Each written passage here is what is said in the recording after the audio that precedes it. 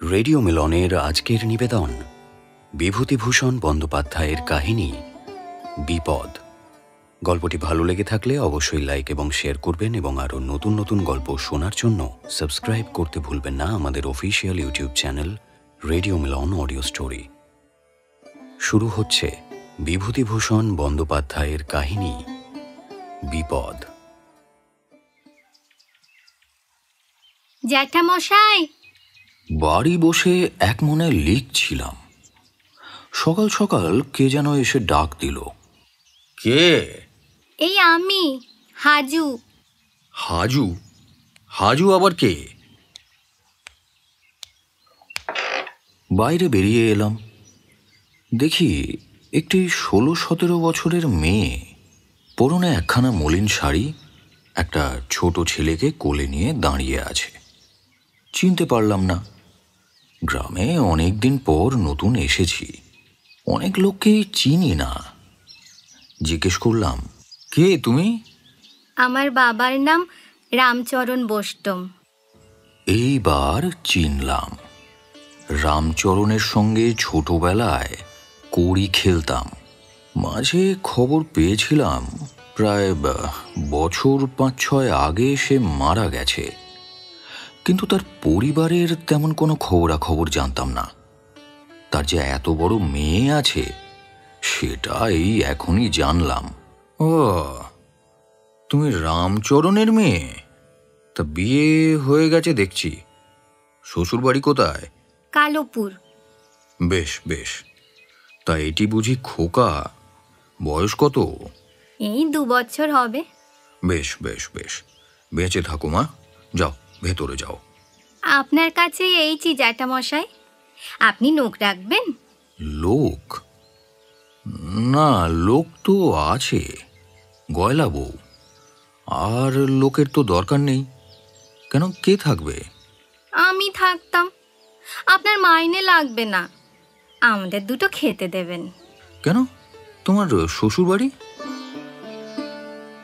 মেয়েটি কোনো জবাব দিল না। আমার অত শত হাঙ্গামার কি দরকার? লেখার দেরি হয়ে যাচ্ছিল, তাই সোজাসুজি বললাম, না মা, লোকের আমার এখন দরকার নেই। আমার কথা শুনে মেয়েটি বাড়ির ভেতরে চলে গেল।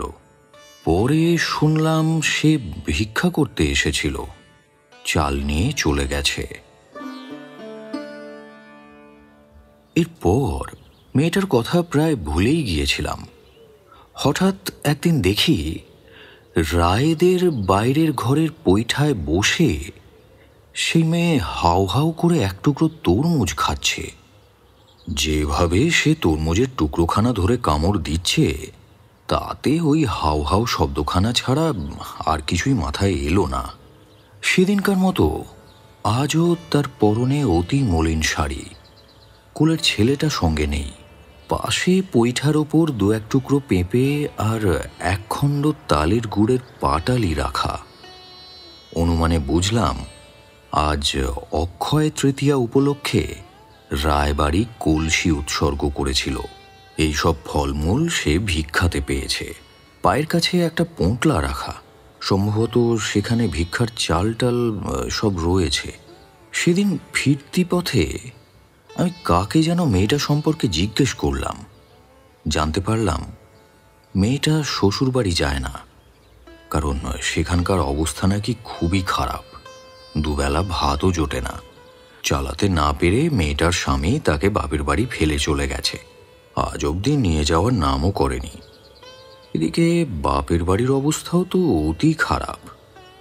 রামচরণ বোষ্টমের স্ত্রী লোকের বাড়ি ঝি বৃত্তি করে 2টি অপগণ্ড ছেলে মেয়েকে অতি কষ্টে মানুষ করছে। তার উপরে আবার এই মেয়েটি পড়েছে মায়ের ঘাড়ে। আজ 1 বছর হতে চলল। মা চালাবে কোথা থেকে? কাজেই একে নিজের পথ নিজেকেই দেখে নিতে হয়েছে। একদিন আমাদের বাড়ির ঝি গয়লা বউকে কথায় কথায় জিজ্ঞেস করাতে সে বলল, হাজু নাকি আপনার বাড়ি থাকবে বলেছিল? হ্যাঁ, তা একদিন বলেছিল বটে। খবরদার বাবু, ওকে বাড়িতে জায়গা দেবেন না, ও চোর। চোর? কিরকম চোর? যা সামনে পাবে তাই চুরি করবে। মুখুজ্জে বাড়ি রাখেনি ওকে। যাতা চুরি করে খায়, দুধ চুরি করে খায়, চাল চুরি করে নিয়ে যায়, আর বড্ড খায়। কেবল খাবো আর খাবো। ওর হাতির খোরাক জোগাতে না পেরে মুখুজ্জেরা ছাড়িয়ে দিয়েছে। এখন পথে পথে বেড়ায়। ওর মা ওকে দেখে না? ওকে বলেছে, আমি কোনে পাবো, তুই নিজেরটা নিজে করে খা। তাইও দৌড়ে দৌড়ে ঘোরে। সেই থেকে মেয়েটার ওপর আমার দয়া হলো। যখনই বাড়িতে আসতো, চাল ডাল বা 2-4টে পয়সা দিতাম। বার দুই দুপুরের ভাতও খেয়ে গিয়েছে আমার বাড়ি থেকে। মাসখানেক পরে একদিন আমার বাড়ির সামনে হাউমাউ করে কান্না শুনে ছুটে বেরিয়ে এলাম। দেখি হাজু কাঁদতে কাঁদতে আমাদের বাড়ির দিকেই আসছে। ব্যাপার কি? শুনলাম মধু চক্রবর্তী নাকি তার আর কিছু অবশিষ্ট রাখেনি। হাজুর হাতে শেষ অবলম্বন ছিল একটি ঘটি, সেটাও কেড়ে নিয়েছে। তাদের বাড়িতে ভিক্ষে করতে গিয়েছিল এই অপরাধে। শুনে আমার ভয়ানক রাগ হলো। আমি গ্রামের একজন মাতব্বর এবং পল্লী মঙ্গল সমিতির সেক্রেটারি, কাজেই তখনই মধু চক্রবর্তীকে ডেকে পাঠালাম। মধু একখানা রাঙা গামছা কাঁধে হন্তদন্ত হয়ে আমার বাড়ি এসে হাজির। জিজ্ঞেস করলাম, মধু, তুমি একে মেরেছ? হ্যাঁ দাদা, এক ঘা মেরেছি ঠিকই, রাগ সামলাতে পারিনি কো। ও একটা আস্ত চোর। আমার বাড়িতে ভিক্ষে করতে গিয়েছিল, গিয়ে উঠোনের লঙ্কা গাছ থেকে কোঁচড় ভরে কাঁচা পাকা লঙ্কা চুরি করেছে প্রায় পোয়াটাক। আর একদিন অমনি ভিক্ষে করতে এসে দেখি বাইরের উঠোনের গাছ থেকে একটা পাকা পেঁপে ভাঙছে। সেদিন কিছু বলিনি, কিন্তু আজ আর রাগ সামলাতে পারিনি দাদা, মেরেছি এক চড়। আপনার কাছে মিথ্যে বলবো না। খুব অন্যায় করেছ। মেয়ে মানুষের গায়ে হাত তোলা, ওসব আবার কি? ইতরের মতো কাণ্ড যত সব। ছি ছি ছি ছি। যাও যাও, ওর কি নিয়ে রেখেছ আগে ফেরত দাও, আর কখনো এরকম করবে না। হাজুকেও বলে দিলাম সে যেন কোনোদিন মধু চক্রবর্তীর বাড়ি ভিক্ষে করতে না যায়। মাসখানেক পরের কথা। দেশ জুড়ে মহা আকাল শুরু হয়ে গেছে। ধান চাল বাজারে মেলে না, ভিখারিকে মুষ্টি ভিক্ষা দেওয়া বন্ধ। এই সময় হাজুকে দেখলাম ছেলে কোলে গোয়ালপাড়ার রাস্তায় ভিক্ষা করে বেড়াচ্ছে। আমাকে দেখে বোকার মতো ফ্যাল করে চেয়ে থেকে বলল, এই যে জ্যাঠামশাই। যেন মস্ত একটা সুসংবাদ দিতে অনেকক্ষণ থেকেই আমাকে খুঁজছে। আমি একটু বিরক্ত হয়েই বললাম, কি ব্যাপার? এই আপনাদের বাড়িও যাব। আচ্ছা বেশ, আসিস। আমাদের বাড়িতে প্রসাদ পাবি আজ। হাজু খুব খুশি। খেতে পেলে মেয়েটা খুব খুশি হয় জানি। কাঁঠালতলার ছায়ায় রোয়াকে সে যখন খেতে বসল, তখন দুজনের ভাত তার একার পাতে। নিছক খাওয়ার মধ্যে যে কি আনন্দ থাকতে পারে তা জানতে হলে হাজুর সেদিনকার খাওয়া দেখতে হয়। স্ত্রীকে ডেকে বললাম, ওই গিন্নি, একটু মাছ টাছ বেশি করে দিয়ে ওকে খাইও। হ্যাঁ। একদিন বোষ্টম পাড়ার হরিদাস বৈরাগীকে জিজ্ঞেস করলাম, আচ্ছা তোমাদের পাড়ার ওই হাজু, ও শ্বশুর বাড়ি যায় না কেন? ওকে ওর স্বামী নেয় না গো। ও সে কি, কেন? সে নানান কথা। ও নাকি মস্ত পেটুক, চুরি করে হাঁড়ি থেকে খাবার খায়। কড়ায় দুধের স্বর বসবার জো নেই, সব চুরি করে খেয়ে ফেলবে। তাই ওকে তাড়িয়ে দিয়েছে। এই শুধু দোষ, আর কিছু না? এই তো শুনেছি, আর তো কিছু শুনিনি। তাছাড়া তারা গেরস্থও ভালো নয়, নইলে কি আর ঘরের বউকে তাড়িয়ে দেয় খাবার জন্য? কিছুদিন হাজুকে আর রাস্তাঘাটে দেখা গেল না। একদিন তাদের পাড়ার বোষ্টম্বু এসে বলল, শুনেছেন কাণ্ড? কি কাণ্ড? সে হাজু আমাদের পাড়ার, সে বনগাঁয়ে গিয়ে নাম লিখিয়েছে। কথাটা শুনে আমি ভারী দুঃখ পেলাম। এদেশে নাম লেখানো বলে বেশ্যাবৃত্তি অবলম্বন করাকে। হাজু অবশেষে কিনা পতিতাপল্লীতে গিয়ে আশ্রয় নিল। যদিও খুব আশ্চর্যের বিষয় এটা নয়, তবু খারাপ লাগে। আমারই গ্রামের তো মেয়ে। ব্যাপারটা এখানে শেষ হয়ে যেতে পারত, কারণ গ্রামে আমি সবসময় থাকিও না, আর থাকলেও সকলের খবর সবসময় কানে আসেও না। 50-এর মন্বন্তর চলে গেল। পথের পাশে এখানে ওখানে আজও দু একটা কঙ্কাল দেখা যায়। ত্রিপুরা জেলা থেকে আসা বুভুক্ষু নিঃস্ব হতভাগ্যেরা পৃথিবীর বুকে চিহ্ন রেখে গেছে। এ জেলায় মন্বন্তরের মূর্তি অত তীব্র ছিল না। যে দেশে ছিল সে দেশ থেকে নিঃস্ব নরনারী এখানে এসেছিল, তবে ফিরে যেতে পারেনি। পৌষ মাসের দিন, খুব শীত পড়েছে। মহকুমা শহরে একটা লাইব্রেরির বার্ষিক উৎসব উপলক্ষে গিয়েছি। ফিরবার পথে একটা গলির মধ্যে দিয়ে বাজারে এসে উঠব ভেবে গলির মধ্যে ঢুকে কয়েক পা এগিয়েছি, এমন সময় কে যেন ডাকলো।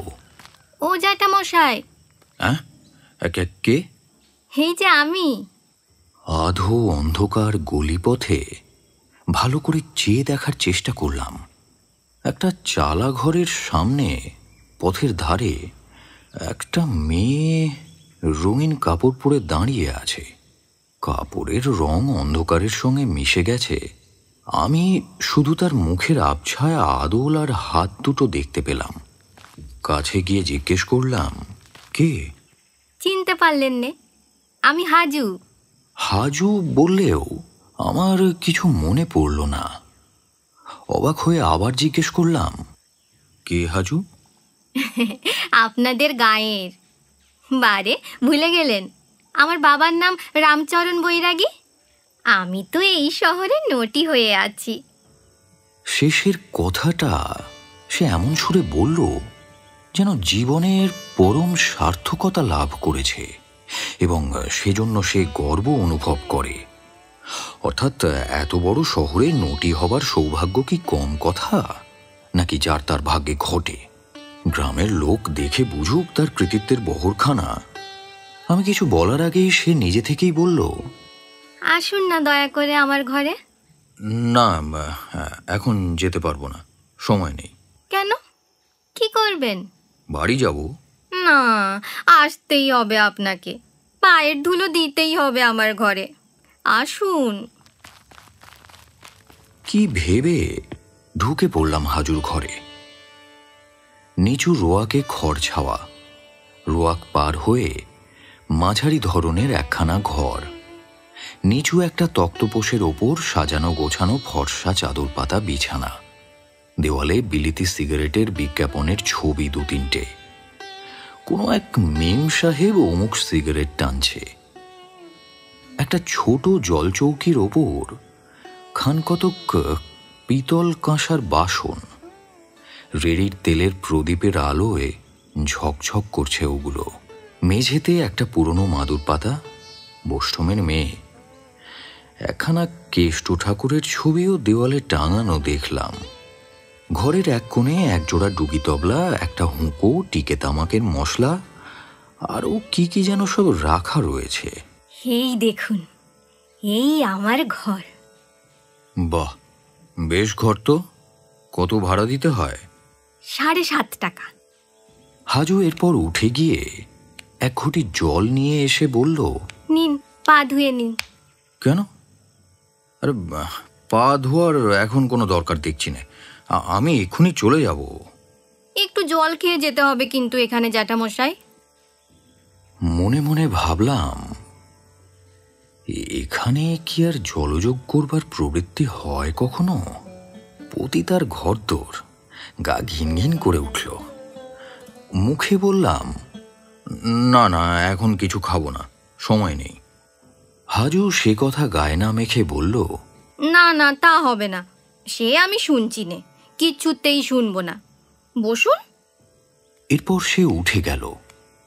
জলচৌকি থেকে চায়ের পেয়ালা তুলে এনে সযত্নে সেটা আঁচল দিয়ে মুছে আমাকে দেখালো। বলল, এই দেখুন, কিনেছি।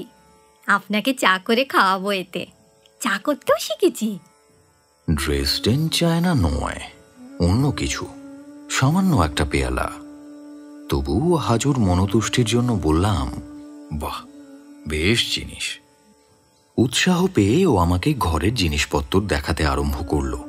একখানা আয়না, একটা টুকনি ঘটি, একটা সুদৃশ্য কৌটো, এই সমস্ত আর কি।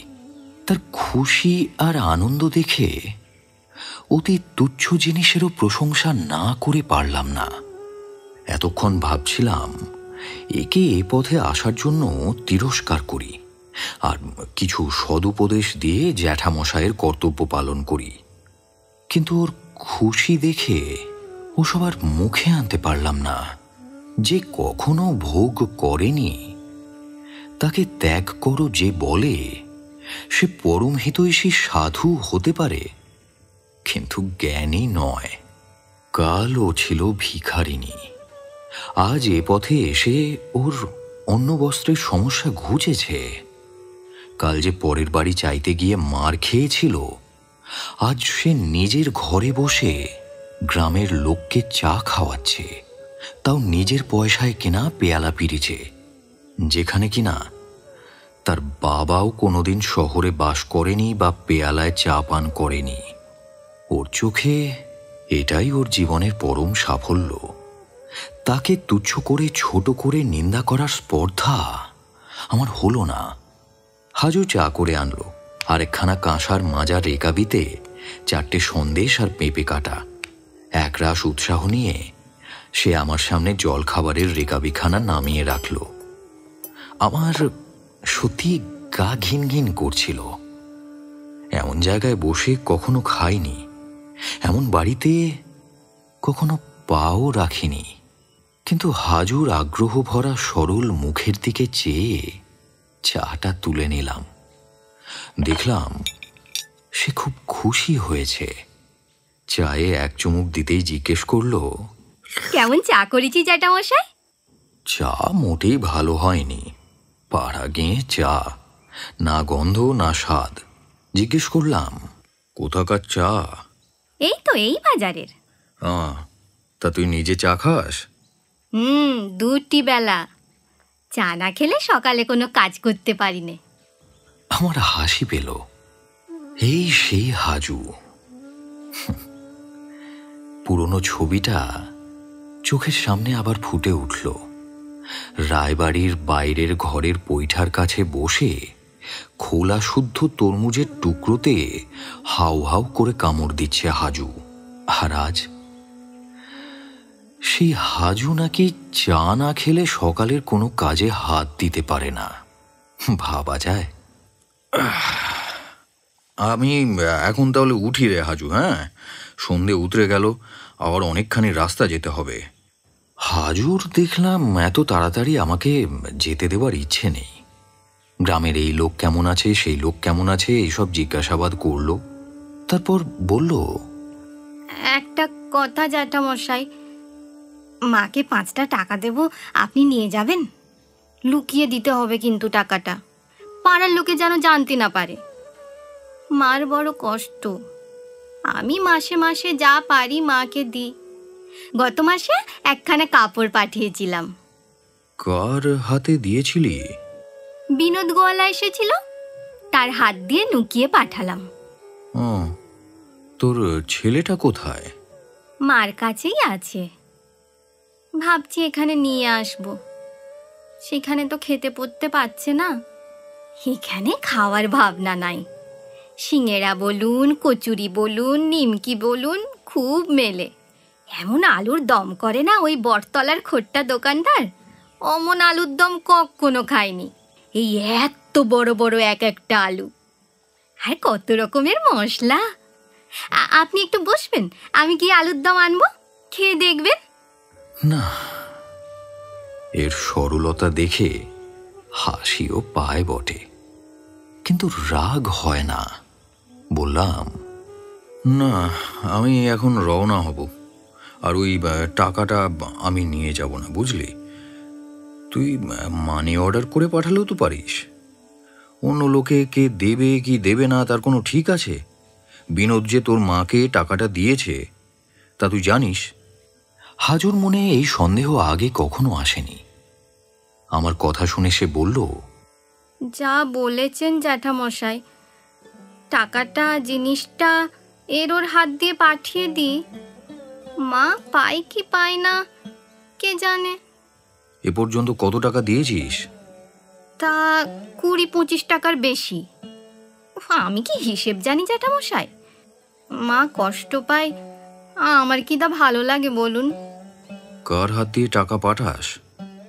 হাজু সলজ্জ মুখে চুপ করে রইল। বুঝলাম আমাদের গ্রামের লোকজন এর কাছে যাতায়াত করে। আচ্ছা ঠিক আছে, দে 5টা টাকা দে, আজ আসি। আবার আসবেন জ্যাঠামশাই। বিদেশে থাকি, মাঝে মধ্যে একটু দেখে শুনে যাবেন।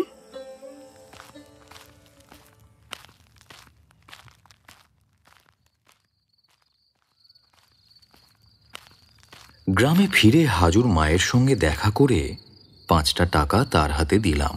তারপর নিছকই কৌতূহলবশত জিজ্ঞাসা করলাম, আর কেউ তোমাকে কোনোদিন টাকা দিয়েছিল বৌঠান? কই না তো, কে দেবে টাকা? বিনোদ ঘোষের নাম করতে পারতাম, কিন্তু করলে কথাটা জানাজানি হয়ে যাবে। বিনোদ ভাববে আমারও ওখানে যাতায়াত আছে। হাজুর প্রণয়ীদের দলে আমিও হয়তো এই বয়সে ভিড়ে গিয়েছি। আমার আর কি গরজ, তাই আর কিছু না বলে বাড়ি ফিরে এলাম। এতক্ষণ আপনি শুনছিলেন বিভূতিভূষণ বন্দ্যোপাধ্যায়ের কাহিনী বিপদ, only on radio Milan audio story. গল্পটি ভালো লেগে থাকলে অবশ্যই লাইক এবং শেয়ার করবেন, এবং আরও নতুন নতুন গল্প শোনার জন্য সাবস্ক্রাইব করতে ভুলবেন না আমাদের official YouTube channel radio Milan audio story. আগামী সপ্তাহে আরও একটি নতুন গল্প নিয়ে হাজির হব আমরা। শুনতে থাকুন রেডিও মিলন অডিও স্টোরি।